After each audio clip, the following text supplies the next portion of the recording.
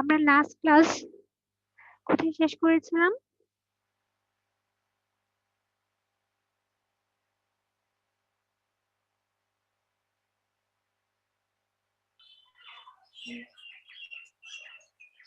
সবাই বই বের করো।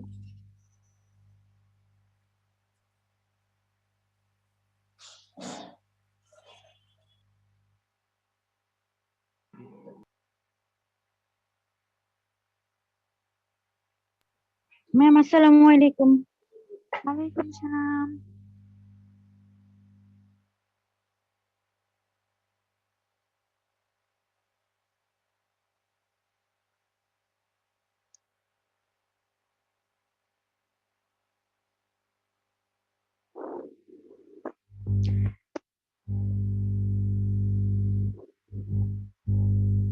আচ্ছা, আমরা লাস্ট ক্লাসে কেন্দ্রীয় ব্যাংকের কার্যাবলী পড়ছিলাম।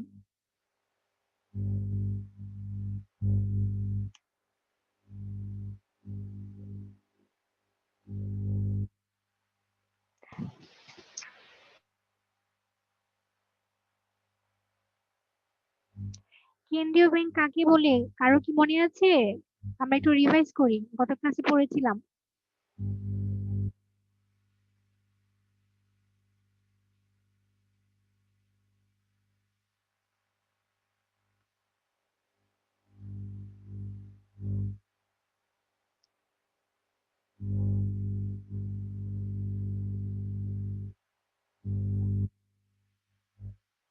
প্রিয় শিক্ষার্থীরা, তোমরা একটু রেসপন্স করো।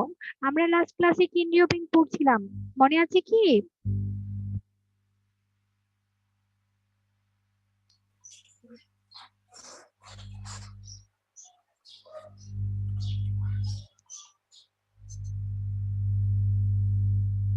মিস আমি তো ক্লাসে ছিলাম না, তো জানি না।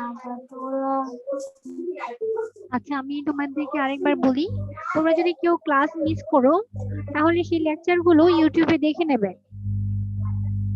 ওকে মিস। ধরো তুমি আজকে যদি আজকে ক্লাসটা লেকচার করে চেষ্টা করবে কালকের আগেই যেন রাতের মধ্যে তোমরা সেই লেকচারটা ইউটিউবে দেখে কমপ্লিট করতে পারো, এমন। কারণ একটা ক্লাস মিস করলে আর পরবর্তী ক্লাসে লিঙ্ক আপ করাটা ডিফিকাল্ট হয়ে যায়।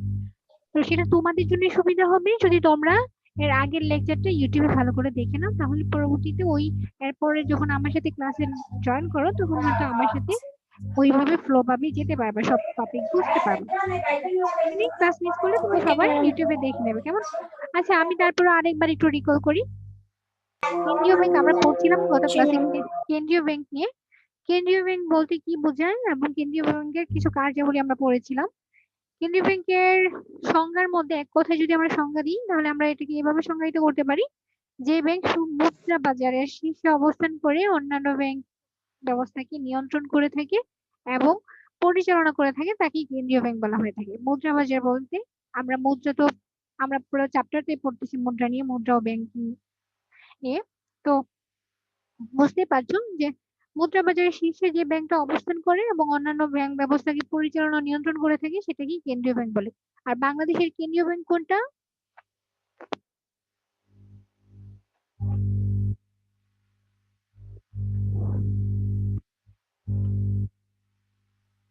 Bangladesh bank. Very good, Bangladesh bank. বাংলাদেশের কেন্দ্রীয় ব্যাংক হচ্ছে বাংলাদেশ ব্যাংক। গুড, এইভাবে রেসপন্স করবে। ভুল হলেও কোনো প্রবলেম নেই, আমরা এখানে আসছি শেখার জন্য। নতুন কিছু শিখবো, ভুলের মাধ্যমে শিখবো, কি আস্তে আস্তে ভুল করতে করতে আমরা সঠিকটা জানবো। তাই কেউ লজ্জা পাবা না, ভুল হলেও কোনো প্রবলেম নেই। আমরা এখানে আজকে উপস্থিত আছি বা এখানে এই ক্লাসে জয়েন করেছি নতুন কিছু শেখার জন্য।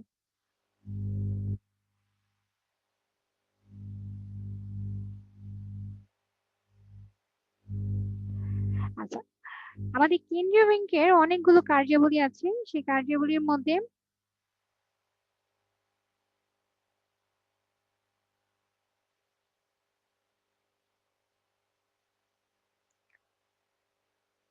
কিছু কার্যাবলী লাস্ট ক্লাসে আমরা শিখেছিলাম আর কিছু কার্যাবলী আজকে শিখবো।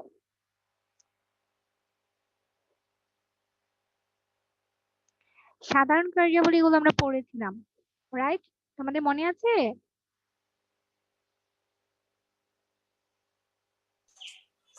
জি মিস। ওকে, আমরা সরকারের ব্যাংক হিসেবে যে কার্যাবলীগুলো আছে সেগুলো মোটামুটি কমপ্লিট করেছিলাম, তাই কি?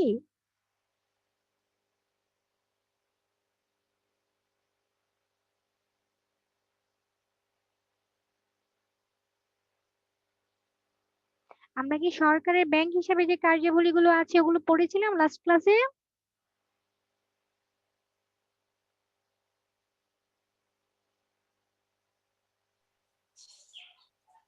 জি ম্যাম, পড়েছিলাম।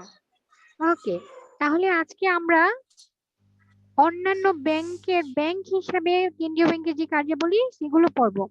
এটা গত ক্লাসে আমরা পড়তে পারিনি সময়ের জন্য, এটা আজকে আমরা কমপ্লিট করবো, ঠিক আছে?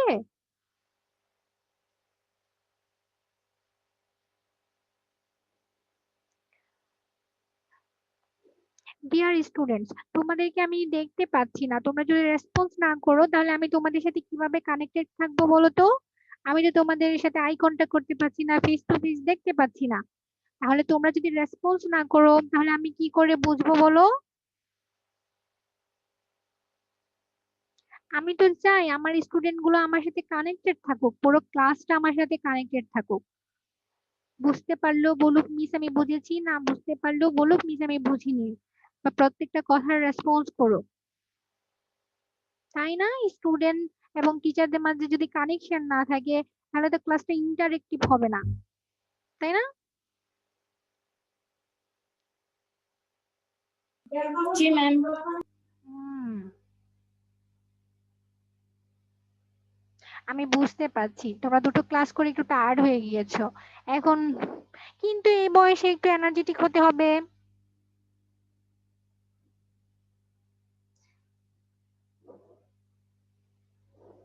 তারুণ্য মানেই এনার্জেটিক, তাই না? তোমরা সবাই এই এই বয়সে ইয়াং এজে আছো, এই বয়সে যদি তারুণ্য না থাকে, যদি বয়স রেস না করতে পারো তাহলে কি করে হবে বলো? আমরা এখন থেকে ভয়েস রেস করব, বুঝতে পারলে বলবো মিস বুঝেছি, আর না বুঝতে পারলে বলবো মিস এটা বুঝি নেই, আবার বুঝিয়ে দেন বা এটা বলেন সেটা বলেন। আমরা এভাবে ভয়েস রেস করব, কেমন? Okay ma'am. গুড, জি ma'am. Good, okay ma'am. Good, good, এই তো। আচ্ছা, তাহলে আমরা শিখবো এখন অন্যান্য ব্যাংকের ব্যাংক হিসাবে কেন্দ্রীয় ব্যাংকের যে কার্যাবলীগুলো আছে সেগুলো। প্রথমে আছে তালিকাবদ্ধকরণ। এই যে দেখো বাংলাদেশে কেন্দ্রীয় ব্যাংক তো আছে শুধু বাংলাদেশ ব্যাংক, এছাড়াও কিন্তু অনেকগুলো বাণিজ্যিক ব্যাংক আছে, অনেকগুলো বিশেষায়িত ব্যাংক আছে, অনেকগুলো সরকারি ব্যাংকও আছে, তারপরে এরকম অন্যান্য ব্যাংকও আছে। তো সব মিলিয়ে যে এতগুলো ব্যাংক বাংলাদেশে প্রচলিত আছে, অনেক বিদেশি ব্যাংকও বাংলাদেশে তার কার্যক্রম পরিচালনা করছে। এই যে এতগুলো ব্যাংকিং সিস্টেম আছে, তারপরে এতগুলো ব্যাংক আছে, এগুলো তালিকা মানে লাইসেন্স নিতে হয়, যেগুলোকে বলা হয় তফসিলভুক্ত ব্যাংক।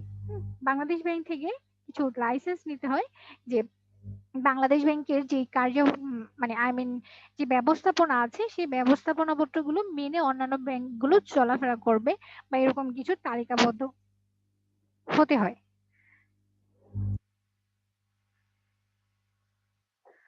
আচ্ছা, তাহলে এই তালিকাবদ্ধকরণ কাজগুলো করে থাকে কেন্দ্রীয় ব্যাংক। তারপরে নিকাশ কর, নিকাশ করটা কি আমি একটু বুঝিয়ে বলি। বিভিন্ন ব্যাংক একটা ব্যাংকের সাথে আরেকটা ব্যাংকের লেনদেন হয়ে থাকে। ধরো কোনো ব্যাংক অন্য ব্যাংক থেকে ঋণ নিল, বা কোনো ব্যাংকে একটু ঋণের হঠাৎ করে তার তারল্য সংকট দেখা দিল, মানে আই মিন ওর ব্যাংকে হয়তো এই মুহূর্তে ক্যাশ টাকা নেই, সে অন্য একটা ব্যাংক থেকে ঋণ নিতে পারে, বা অন্য একটা ব্যাংকে এক ব্যাংকের চেক অন্য একটা ব্যাংকে মানুষ জমা দিতে পারে, বা এই চেকের বিভিন্ন লেনদেন হয়ে থাকে।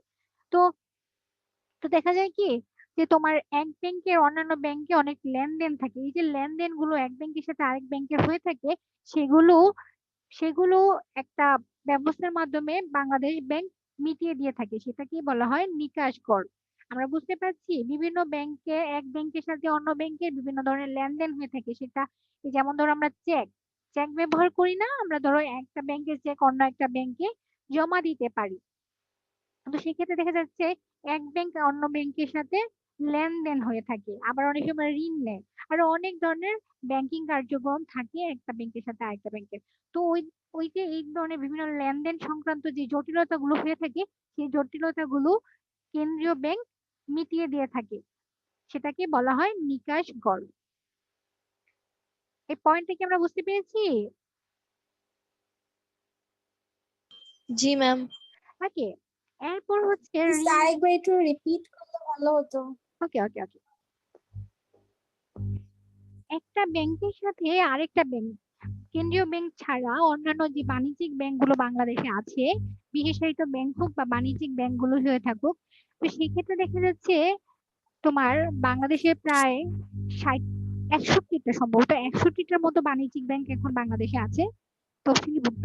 তো ওই ব্যাংকগুলো একটা ব্যাংকের সাথে আরেকটা ব্যাংকের বিভিন্ন লেনদেন হয়ে থাকে। হুম, সেটা ধরো একটা ব্যাংক আরেকটা ব্যাংক থেকে ঋণ নিল, কিংবা এই যে আমরা অনেক সময় চেকে টাকা উঠাই না, যে আমি একটা ব্যাংকে ধরো জি আমার ম্যাম। আমার এখন ধরো সাপোজ ধরো আমার সোনালী ব্যাংকে একটা ব্যাংক অ্যাকাউন্ট আছে, তো আমি দেখা যাচ্ছে এই চেকটা, আমি চেকে টাকা উঠাবো, তো আমি অন্য অন্য কোথাও গেলাম, ঢাকার বাইরে গেলাম বা কোথাও গেলাম, তখন আমি ওই চেকটা অন্য কোনো ব্যাংক অ্যাকাউন্টে, অন্য যে কোনো ব্যাংকের ব্রাঞ্চে জমা দিয়ে আমি টাকা উঠাতে পারবো, তাই না? তো এই যে বিভিন্ন ব্যাংকের সাথে এক ব্যাংকের চেক যদি আমি অন্য একটা ব্যাংকে জমা, অন্য ব্যাংকের ব্রাঞ্চে জমা দিই বা এই বিভিন্ন ভাবে টাকা উঠাই, তাহলে একটা ব্যাংক কিন্তু আরেকটা ব্যাংকের সাথে লিংক আপ হয়ে এবং লেনদেন চলে, তাই না? তাহলে এই জি যে ম্যাম। বিভিন্ন ব্যাংকের লেনদেনের কারণে যে জটিলতাগুলো সৃষ্টি হয়ে থাকে, কখনো যদি জটিলতা সৃষ্টি হয়ে থাকে, সেগুলি কেন্দ্রীয় ব্যাংক মিটিয়ে দিয়ে থাকে। হ্যাঁ, তাদের মাঝে যে জটিলতাগুলো হয় সেগুলো কেন্দ্রীয় ব্যাংক সলভ করে থাকে। সেটাকে বলা হয় মূলত নিকাশ ঘর। ওকে ম্যাম, বুঝতে পারছি। আচ্ছা, এর পরবর্তীতে হচ্ছে ঋণ দান ও তদারকি। যদি কখনো কোনো ব্যাংক ধরো হঠাৎ করে তাদের তারল্য সংকট হয়, তাহলে প্রথমেই ব্যাংকগুলো আসলে, বাণিজ্যিক ব্যাংকগুলো কেন্দ্রীয় ব্যাংকের কাছে ঋণ চায়, যে আমার তো এখন হঠাৎ করে তারল্য সংকট দেখা দিয়েছে, মানে তারল্য সংকট হচ্ছে যে হঠাৎ করে তাদের ক্যাশ প্রবলেম হয়ে গেছে, হয়তো তাদের কাছে এখন খুব বেশি ক্যাশ নেই। তো ক্যাশ না থাকলে তো তারা ঋণ দিতে পারবে না মানুষদেরকে, কিংবা আমানত হিসেবে যারা টাকা রেখেছে ব্যাংকে, ওরা সেটা তুলতে পারবে না। তো তখন দেখা যাচ্ছে ব্যাংক, বিভিন্ন বাণিজ্যিক ব্যাংকগুলো কেন্দ্রীয় ব্যাংকের কাছে ঋণ চেয়ে থাকে যে আমাকে ঋণ দেন, তখন কেন্দ্রীয় ব্যাংক ঋণ দিয়ে থাকে, কিংবা সে ঋণের তদারকি করে থাকে।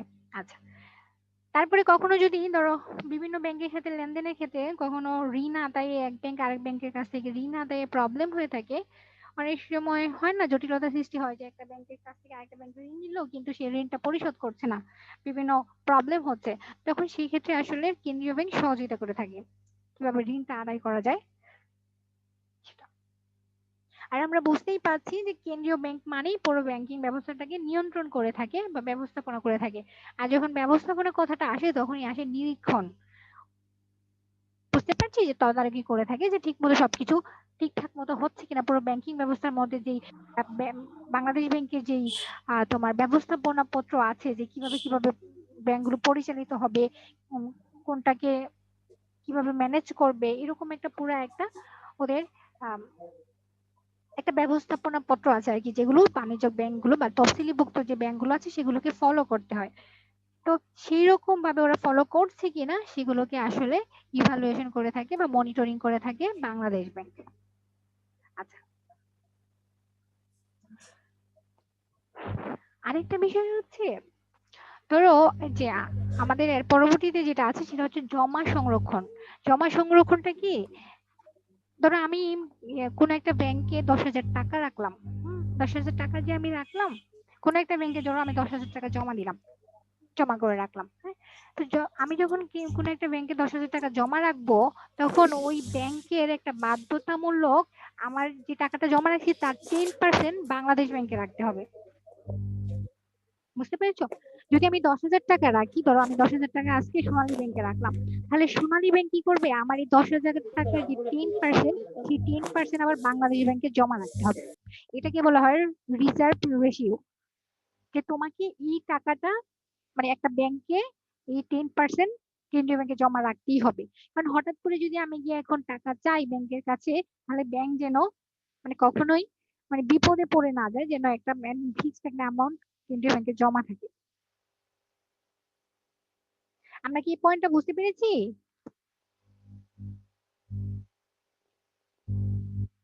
জি ম্যাম। হ্যাঁ, মানে তুমি যে টাকাটা জমা রাখবা সেই টাকার একটা একটা পার্সেন্টেজ, সেটা 10% বাংলাদেশে নরমালি, তো সেই 10% কেন্দ্রীয় ব্যাংকে ওই বাণিজ্যিক ব্যাংক জমা রাখতে বাধ্য।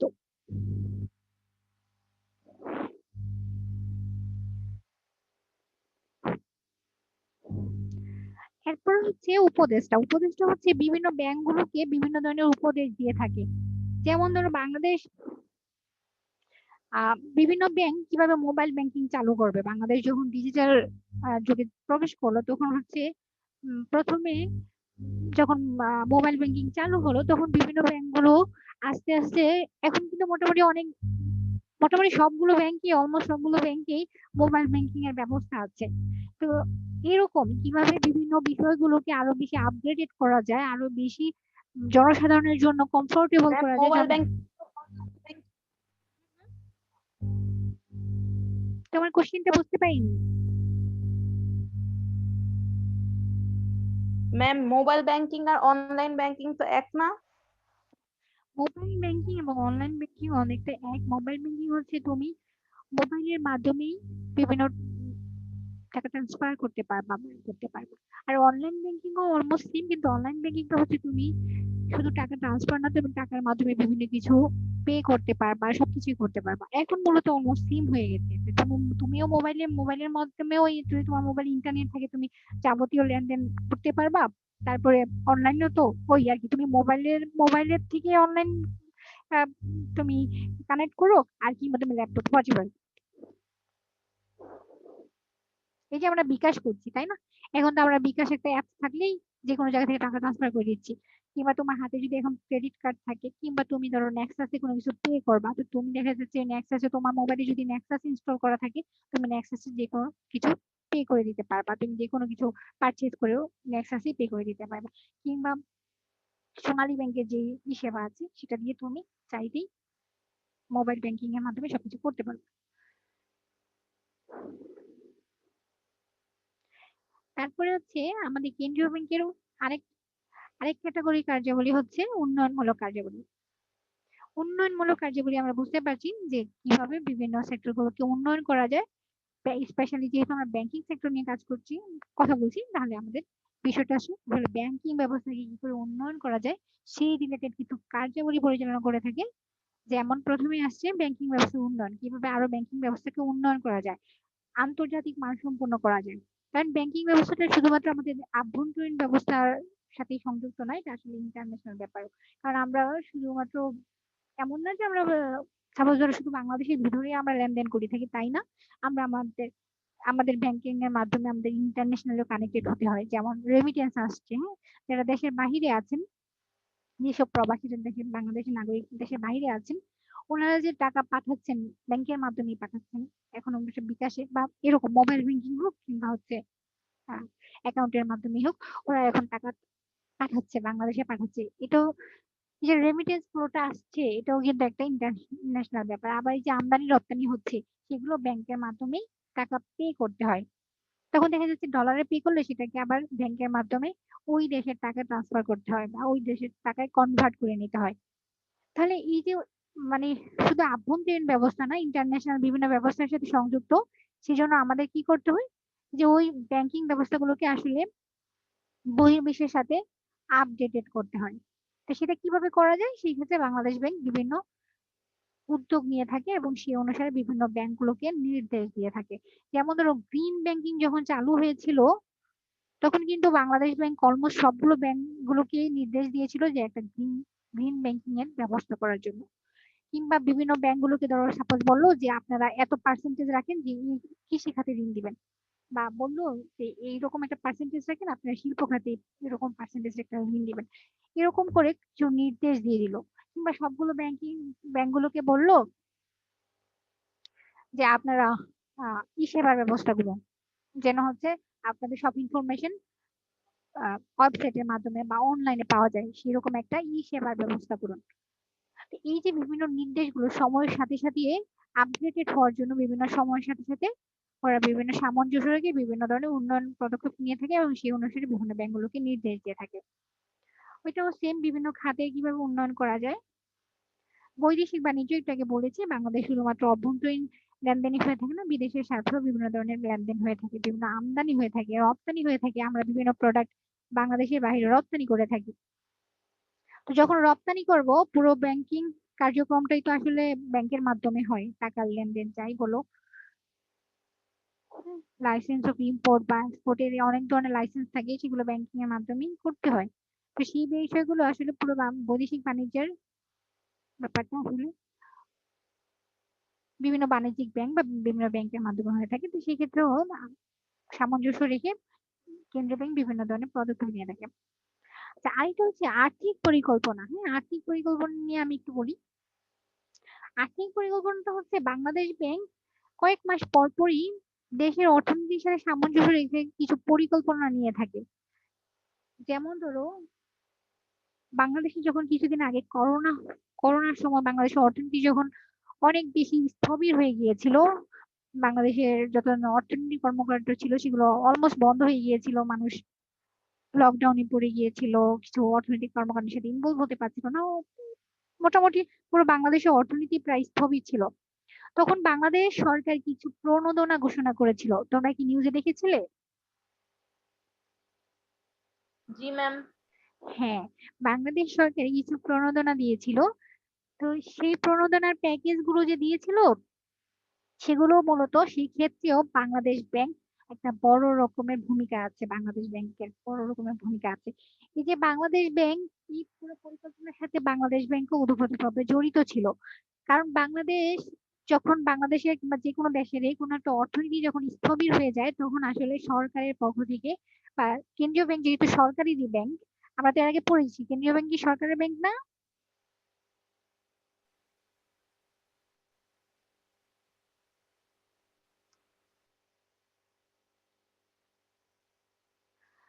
ওকে, কেন্দ্রীয় ব্যাংকও সরকারের ব্যাংক। হ্যাঁ, তো সরকারের এই পরিকল্পনাগুলো নেওয়ার পেছনে অন্যতম কারণ ছিল বাংলাদেশের অর্থনীতি যখন স্থবির হয়ে যায় বা যে কোনো দেশের অর্থনীতি যখন স্থবির হয়ে যায়, আসলে তখন সরকারের পক্ষ থেকে সরকারি ব্যয় বাড়াতে হয়, অর্থাৎ সরকারকে বিভিন্ন ধরনের উদ্যোগ নিতে হয় যেন সেই দেশের অর্থনীতিকে কিভাবে আবার বেশি উজ্জীবিত করা যায়।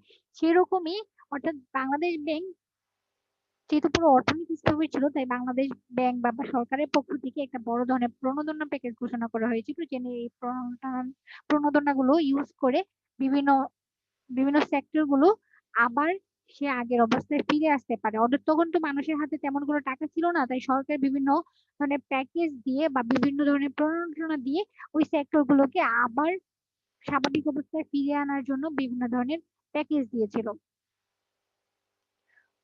কারণ যখন তোমার একটা কোনো একটা সেক্টরে সরকারের সরকারের ব্যয় বলতে কি, সরকার যে টাকাটা দিচ্ছে, টাকাটা তো তোরা একটা কৃষি সেক্টরকে দিলাম, কৃষি খাতে প্রায় 5,000 কোটি টাকার মতো প্রণোদনা দিয়েছিল। এই 5,000 কোটি টাকা দিয়ে কি করবে সে, আবার 5,000 কোটি টাকা বিভিন্ন কৃষকের হাতে যাবে বা যারা কৃষি প্রজেক্টের সাথে জড়িত আছে তাদের হাতে যাবে।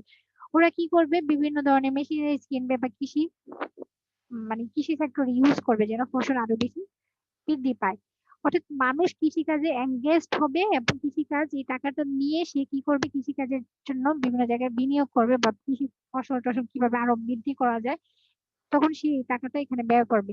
তখন যখন এই প্রজেক্ট হাতে নেওয়া হবে, ধরো কৃষিকাজের জন্য ফসল ফলানো হবে, তখন কি হবে, ওই কৃষি ক্ষেত্রে কিছু মানুষের কাজের সংস্থান হবে, কর্মসংস্থান হবে, কিছু মানুষের কৃষিকাজের সাথে ইনভলভ হবে, তাদের কর্মসংস্থান হবে। যখন কর্মসংস্থান হবে, তাদের হাতে কিছু আয় আসবে, ওই ফসল টসল বিক্রি করার পর তাদের হাতে কিছু আয় আসবে। কিংবা যারা কৃষি কাজের সাথে শ্রমিক হিসাবে নিয়োজিত থাকবে, তারাও কিছু ইনকাম করবে। যখন তাদের হাতে ইনকাম থাকবে বা আয় থাকবে, তখন ওরা কি করবে, বাজারে বিভিন্ন কিছু দ্রব্য সামগ্রী ক্রয় করতে থাকবে। যখন ওরা দ্রব্য সামগ্রী ক্রয় করবে, তখন যারা বিক্রেতা আছে ওরাও দ্রব্য সামগ্রীগুলো বিক্রি করে কিছু আয় করবে। বুঝতে পারছো, কিছু আয় করলে ওরা আবার অন্য জায়গায় ব্যয় করতে জি পারবে। ম্যাম। হ্যাঁ, এই যে আয় এবং ব্যয় করতে পারবে, তাহলে পুরো অর্থনীতি কিভাবে চাঙ্গা হবে। আমরা কি এই পয়েন্টটা বুঝতে পেরেছি? জি ম্যাম।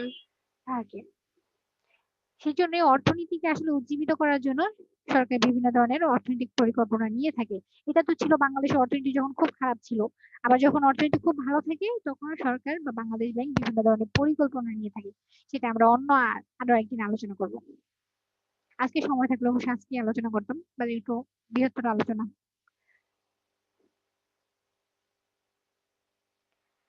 আচ্ছা, কিভাবে জনশক্তির মান উন্নয়ন করা যায় সেই জন্য বাংলাদেশ ব্যাংক বিভিন্ন ধরনের ট্রেনিং দিয়ে থাকে। যারা ব্যাংকিং সেক্টরে আছে ওরা যারা প্রথমে ব্যাংকে জয়েন করে তাদেরকে আসলে কিছু ট্রেনিং নিতে হয়, কিছু বেসিক ট্রেনিং নিতে হয়।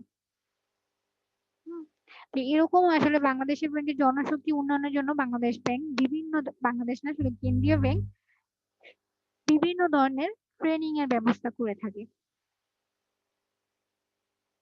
আচ্ছা, কেন্দ্রীয় ব্যাংকের লাস্ট যে পয়েন্ট আছে সেটা হচ্ছে অন্যান্য কার্যাবলী। অন্যান্য কার্যাবলীর মধ্যে আছে তথ্য সংরক্ষণ ও গবেষণা করে থাকে। বাংলাদেশ ব্যাংক বিভিন্ন ধরনের বাংলাদেশের অর্থনীতির উপর বিভিন্ন গবেষণা করে থাকে।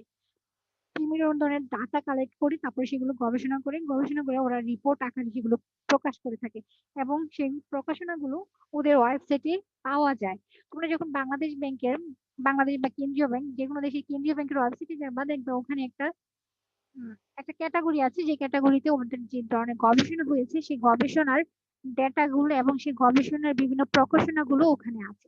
তোমরা চাইলে ডাউনলোড করে সেগুলো পড়তে পারবে। যে কোনো কেন্দ্রীয় ব্যাংকের ওয়েবসাইটে গেলেই দেখতে পাবে যে ওদের বিভিন্ন ধরনের গবেষণার প্রকাশনা আছে।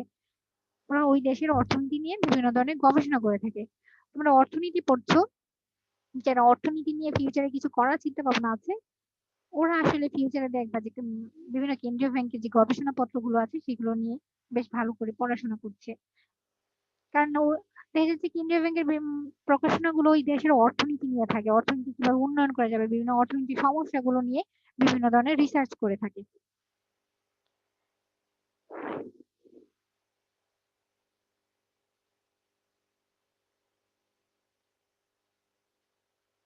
আচ্ছা, কেন্দ্রীয় ব্যাংক নিয়ে আমরা পড়েছি, মোটামুটি কেন্দ্রীয় ব্যাংক শেষ। এখন আমরা একটা কোশ্চেনের ছোট্ট আনসার দিই। সবাই কি স্ক্রিনে দেখতে পাচ্ছো?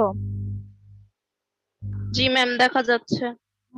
আচ্ছা বলো, এই কোশ্চেনের কি আনসার হবে? ঋণ প্রদান। কোনটি কেন্দ্রীয় ব্যাংকের কাজ নয়?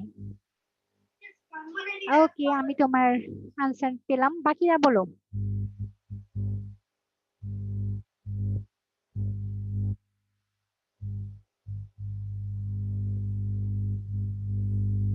আমি শুধু একজনের আনসার পেয়েছি, আমি তো সবার আনসার পেতে চাই।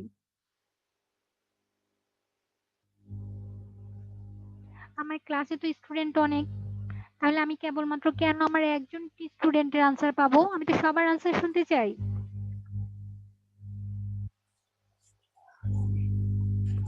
বাকিরা কোথায় গাছ? ঋণ প্রদান করা। আচ্ছা, তারপর বাকিরা বলো, সবার আনসার কি সেম?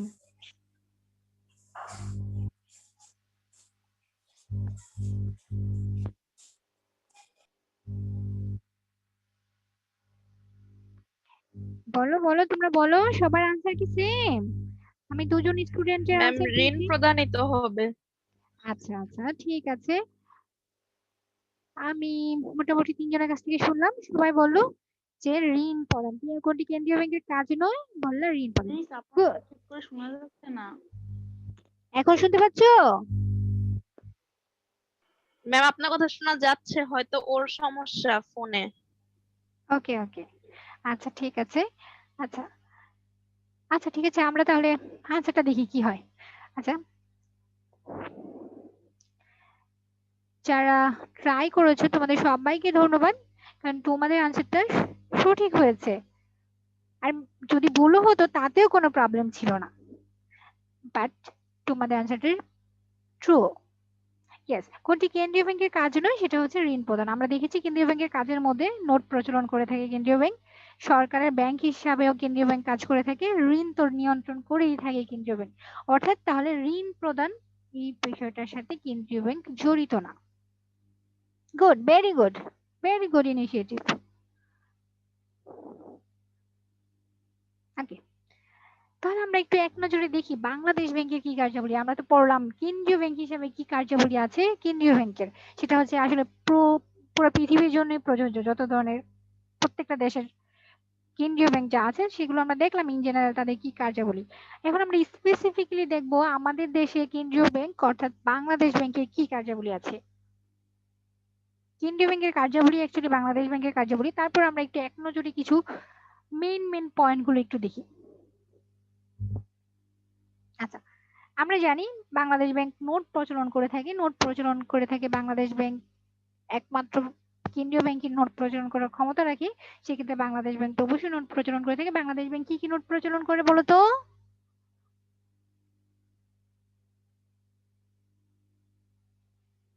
ম্যাম বাংলাদেশ, আরেকবার বলবেন? হ্যাঁ, বাংলাদেশ ব্যাংক কেন্দ্রীয় ব্যাংক হিসাবে আমাদের দেশে কোন কোন নোট প্রচলন করে থাকে আমাদের দেশে? 5 টাকার উপরে যতগুলো নোট আছে। Good, very good. 5 টাকার উপর যত টাকা আছে সবগুলো বাংলাদেশ ব্যাংক সেই ধরনের নোটগুলো ছাপিয়ে থাকে, প্রচলন করে থাকে। Good, very good. আচ্ছা, সরকারের ব্যাংক, আমরা একটু আগে কেন্দ্রীয় ব্যাংক হিসেবে কেন্দ্রীয় ব্যাংকের কার্যাবলীতে পড়েছিলাম। সরকারের ব্যাংক হিসেবে বাংলাদেশ ব্যাংক কি কাজ করে বলো তো?